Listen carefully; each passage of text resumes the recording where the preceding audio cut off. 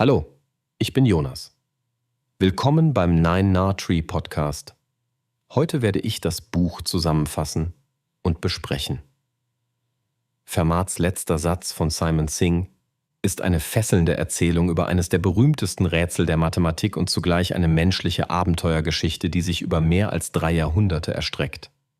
Singh führt Leserinnen und Leser von den frühen Wurzeln zahlentheoretischen Denkens über die rätselhafte Randnotiz von Pierre de Fermat bis hin zur triumphalen Lösung durch Andrew Wiles in den 1990er Jahren.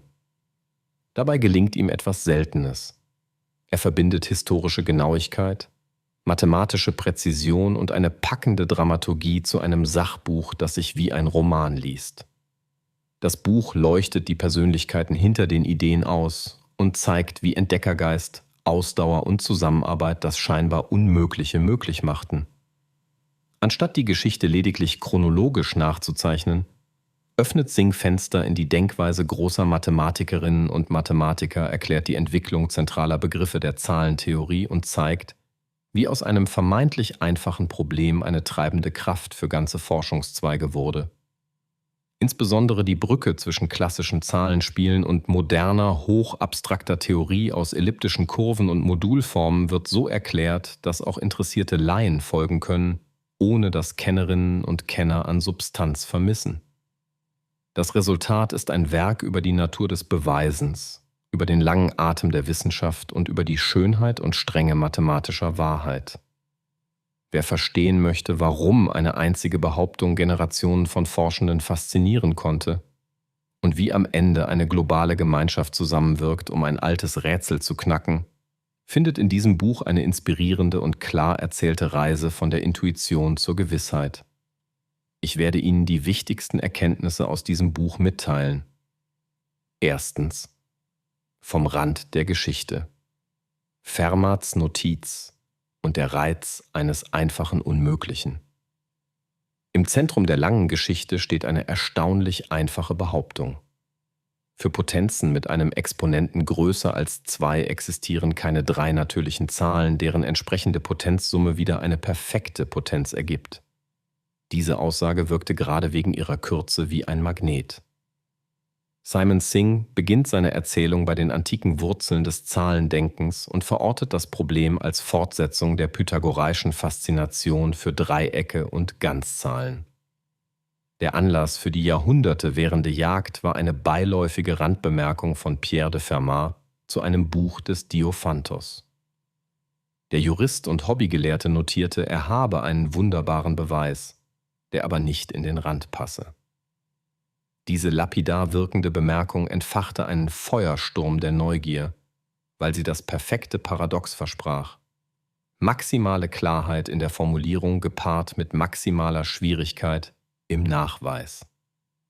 Singh nutzt diesen Ausgangspunkt, um den Lesenden vor Augen zu führen, wie ein einzelner funkelnder Gedanke eine Disziplin beflügeln kann. Die frühen Versuche, einzelne Exponenten zu knacken, zeigen, dass das Problem als Lackmustest für Methoden diente. Immer wieder wurde deutlich, dass gewohnte Werkzeuge nicht ausreichten und neue Ideen geboren werden mussten.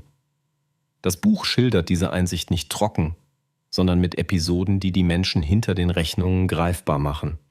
Ihre Ambitionen, ihre Enttäuschungen und die stillen Siege. Entscheidender noch: Singh verdeutlicht den Doppelcharakter solcher Probleme.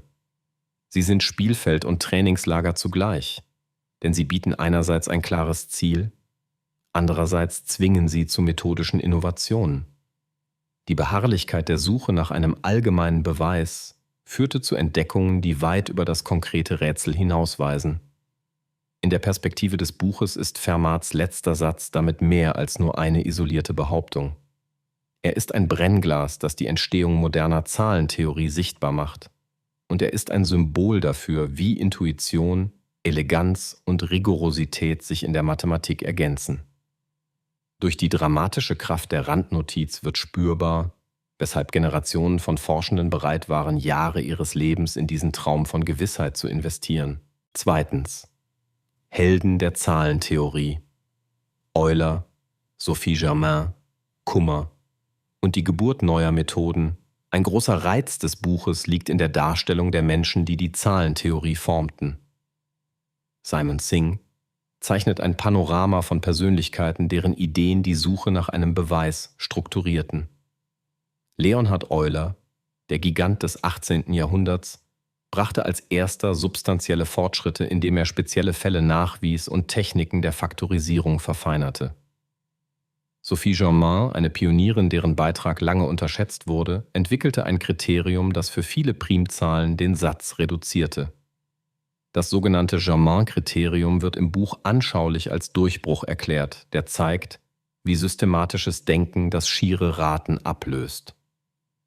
Ernst Eduard Kummer wiederum erkannte ein fundamentales Hindernis. In den damals genutzten Zahlbereichen versagte die eindeutige Zerlegung in Primfaktoren. Aus dieser Krise erwuchs Kreativität. Kummer erfand ideale Zahlen, ein gedanklicher Sprung, der moderne algebraische Zahlentheorie vorbereitete. Singh erklärt diesen abstrakten Schritt mit Metaphern, die den praktischen Mehrwert klar machen. Wenn ein Werkzeug bricht, baut man ein besseres. Durch die Einführung neuer Zahlbereiche und Strukturen konnten Beweise gewonnen werden, die zuvor unzugänglich schienen. In der Darstellung wird auch deutlich, wie Wissenschaft soziale und institutionelle Dimensionen hat. Die Briefe, die Seminare, die Preisfragen und die gegenseitige Anerkennung bilden ein Gewebe, in dem Wissen weitergegeben und geschärft wird. Die Leserinnen und Leser erfahren, weshalb manche Ideen erst Jahrzehnte reifen müssen, bevor ihre Tragweite sichtbar wird, und wie Scheitern nicht das Ende, sondern oft der Beginn einer tieferen Einsicht ist. Singh würdigt diese Figuren nicht nur als historische Stationen, sondern als lebendige Stimmen in einem Gespräch über Beweise, Methoden und Schönheit.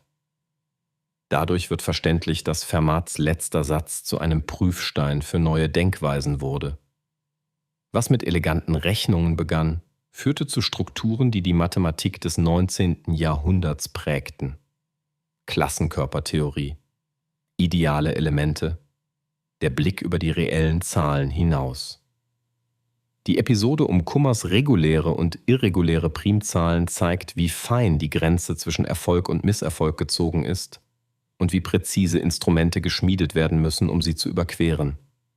So entfaltet das Buch die Geschichte als Werkstattbericht, in dem jeder Schritt, auch der unvollendete, Spuren hinterlässt. Drittens. Die moderne Brücke, elliptische Kurven, Modulformen und die Taniyama-Shimura-Idee. Der dramatische Wendepunkt der Geschichte liegt in einer unerwarteten Verbindung zwischen einem uralten diophantischen Problem und hochmoderner Theorie.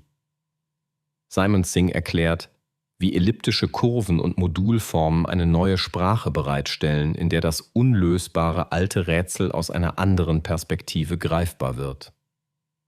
Elliptische Kurven sind spezielle Gleichungen, deren Lösungen eine reiche geometrische und algebraische Struktur besitzen.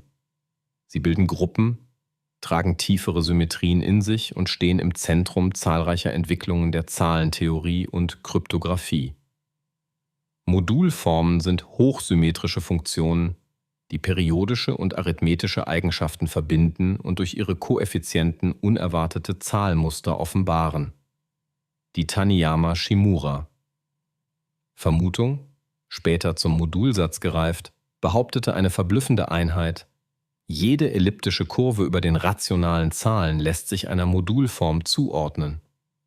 Singh vermittelt, weshalb diese Aussage zunächst wie ein ferner Stern wirkte und dennoch die Aufmerksamkeit drauf lenkte, weil sie Struktur versprach. Die Brücke zur alten Frage wurde durch eine Idee von Gerhard Frey und einen Satz von Ken Ribet geschlagen. Frey argumentierte, dass ein hypothetisches Gegenbeispiel zu Fermats letztem Satz eine elliptische Kurve erzeugen würde, deren Eigenschaften mit der Taniyama-Shimura-Idee im Widerspruch stehen. Ribet bewies diesen Zusammenhang und machte damit klar: Gelingt der Nachweis der Modularität für eine hinreichend breite Klasse elliptischer Kurven, fällt Fermats letzter Satz als Konsequenz. Singh entfaltet diese Logik ohne technische Überfrachtung. Er nutzt anschauliche Vergleiche, um die Idee der Übersetzung zu betonen. Man wechselt von einer Sprache der Gleichungen zu einer Sprache der Symmetrien, in der versteckte Strukturen sichtbar werden. Das Buch zeigt auch, wie internationale Kollaboration und Konferenzen in den 1980er Jahren diesen Ansatz reiften ließen. Begriffe wie Galois Darstellung oder Hecke-Operator tauchen einführend auf, aber stets so dosiert, dass der rote Faden nicht reißt. Entscheidend ist die intellektuelle Ökonomie. Statt das uralte Problem direkt zu packen, verknüpft man es mit einem größeren Programm, dessen einzelne Bausteine prüfbar sind. Dadurch wird die Lösung nicht leichter, aber systematischer. Singh macht begreifbar, weshalb die moderne Zahlentheorie aus Netzwerken von Ideen besteht und warum ein kühner Zusammenhang mitunter mächtiger ist als 1000 Einzelfälle. Diese Einsicht bildet die Bühne für den letzten Akt der Geschichte. 4. Der stille Marathon. Andrew Wiles. Rückschläge und die Anatomie eines Beweises. Im emotionalen Zentrum des Buches steht Andrew Wiles, dessen Lebensweg die Langzeitdramaturgie der Mathematik verkörpert. Singh zeichnet das Bild eines Forschers, der sich als Junge von der Geschichte um Fermat bezaubern ließ und Jahrzehnte später die seltene Chance ergriff, einen Traum zu verfolgen. Besonders eindrucksvoll ist die Schilderung seiner Arbeitsweise. Wiles entschied sich, weitgehend im Stillen zu arbeiten, um Ablenkungen zu vermeiden und die Zerbrechlichkeit einer im Entstehen begriffenen Idee zu schützen. Über Jahre hinweg widmete er sich einer Verfeinerung der Verbindung zwischen elliptischen Kurven und Galois Darstellungen mit dem Ziel, einen entscheidenden Teil des Modulsatzes zu beweisen, der für den Schluss auf Fermats letzten Satz genügte. Singh rekonstruiert die Spannung der Princeton-Vorträge im Jahr 1999, in denen Wiles seine Ergebnisse präsentierte und die Fachwelt in Atem hielt. Der zunächst gefeierte Triumph erhielt jedoch eine jähe Wendung, als Gutachterinnen und Gutachter eine Lücke im Argument fanden. Diese Krise wird im Buch weder dramatisiert noch verharmlost, sondern als normaler, wenn auch schmerzhafter Teil des Forschens beschrieben. In monatelanger Arbeit, unterstützt von Richard Taylor, gelang es Wiles, einen neuen Ansatz zu finden und die Lücke zu schließen. Diese Phase ist lehrreich, weil sie zeigt, was mathematische Reife bedeutet. Die Bereitschaft loszulassen, neu zu kombinieren und das Fundament zu stärken, statt Kosmetik zu betreiben. Singh versteht es, die technischen Konturen so zu skizzieren, dass der Kern der Sache sichtbar wird, ohne in Formelwüsten zu geraten. Zugleich beleuchtet er die soziale Infrastruktur hinter einem großen Beweis. Seminare, vertrauliche Gespräche, das Peer Review, die geduldige und akribische Arbeit der Fachgemeinde. Die endgültige Veröffentlichung machte deutlich, dass die Lösung nicht nur eine Einzelleistung war, sondern auf Jahrzehnten gemeinsamer Vorbereitung beruhte. In dieser Erzählung wird Wiles zum Symbol für Ausdauer, Konzentration und die Fähigkeit, Freude an der Anstrengung zu finden. Das Buch macht spürbar, dass große Durchbrüche selten aus plötzlicher Eingebung allein entstehen, sondern aus einem ruhigen Marathon, dessen wichtigste Tugenden Geduld, Demut und Liebe zum Detail sind. Schließlich, warum diese Geschichte wirkt. Erkenntnis, Vermittlung und der Wert des Zweifelns. Fermats. Letzter Satz ist als Sachbuch weit mehr als ein Bericht über ein gelöstes Problem. Simon Singh nutzt das Thema als Linse, um die Kultur des Beweisens, die Ethik des Zweifelns und die Kunst der Vermittlung zu erkunden. Ein roter Faden ist die Frage, wie man hochabstrakte Inhalte verständlich macht, ohne sie zu trivialisieren. Singh antwortet darauf mit eleganter Struktur, klaren Analogien und der gezielten Auswahl historischer Szenen. Er zeigt, dass gute Wissenschaftskommunikation nicht darin besteht, jedes Detail auszubreiten, sondern den Pfad durch ein Gelände zu markieren, das andere weiter erforschen können. Das Buch illustriert die Wechselwirkung zwischen Intuition und Strenge. Ideen entstehen oft als Bilder oder Vermutungen, gewinnen aber erst durch Beweise den Status von Wissen. Dieser Übergang wird als schöpferischer Prozess geschildert, der Fehler zulässt und sogar braucht. Die Episode um die entdeckte Lücke und ihre Reparatur macht Mut, weil sie zeigt, wie offen und robust die mathematische Praxis ist. Gleichzeitig verdeutlicht Singh, welchen gesellschaftlichen Wert Grundlagenforschung hat.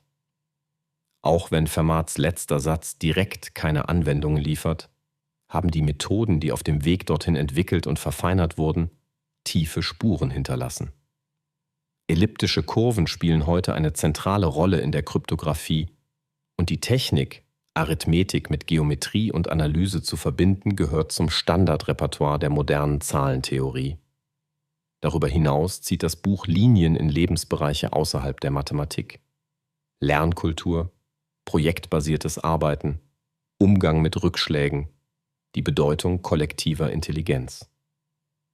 Wer an Kreativität interessiert ist, entdeckt in dieser Geschichte Muster, die auch in Kunst, Musik oder Unternehmertum gelten. Der finale Eindruck ist nicht nur Bewunderung für eine intellektuelle Leistung, sondern ein erweitertes Verständnis dafür, wie Wissen entsteht. Singh vermittelt Respekt vor Komplexität und die Freude an Klarheit.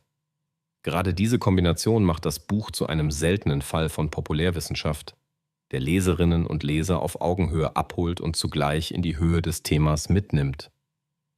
So wird die Geschichte von Fermats letztem Satz zu einer Schule des Denkens, die weit über das Ziel hinauswirkt. Zusammenfassend: Dieses Buch richtet sich an neugierige Leserinnen und Leser, die verstehen wollen, wie große Ideen entstehen, reifen und sich durchsetzen.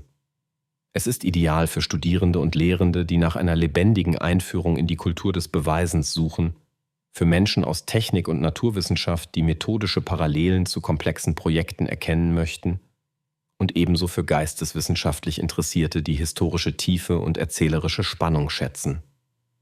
Auch wer sich sonst von Mathematik fernhält, findet hier eine Story, die über Formeln hinausgeht und das Menschliche im Forschen sichtbar macht. Der Nutzen für das eigene Leben liegt in mehreren Dimensionen. Erstens schult das Buch die Kunst des klaren Denkens. Es zeigt, wie man komplexe Probleme zerlegt, wie man die richtige Frage stellt und warum präzise Begriffe Türen öffnen. Zweitens vermittelt es eine realistische Haltung zu Rückschlägen. Die Geschichte von der gefundenen Lücke und ihrem späteren Schließen lehrt, Fehler als Signale zu nutzen und Systeme zu bauen, die Kritik nicht nur erlauben, sondern benötigen. Drittens inspiriert es zu Ausdauer und Fokus. Wilds Stille Jahre sind ein Gegenentwurf zur hektischen Taktung moderner Arbeit und erinnern daran, dass tiefe Zeit braucht. Warum sollte man dieses Buch statt eines anderen wählen? Simon Singh vereint gründliche Recherche mit erzählerischer Klasse. Seine Darstellung balanciert historische Breite und mathematischen Kern, ohne in Vereinfachung oder Abschreckung zu verfallen. Er macht die abstrakte Moderne um elliptische Kurven und Modulformen begreifbar, ohne technische Details zu überdehnen, und er würdigt die vielen Vorläuferinnen und Vorläufer, ohne den roten Faden zu verlieren. Das Ergebnis ist ein Werk mit hoher Halbwertszeit, das beim ersten Lesen begeistert und beim zweiten Lesen noch einmal reicher wirkt. Wer eine verlässliche, kluge und motivierende Begleitung in die Welt der Zahlentheorie sucht, findet hier einen Maßstab für populärwissenschaftliche Qualität und eine Erzählung, die Denken und Handeln nachhaltig prägt.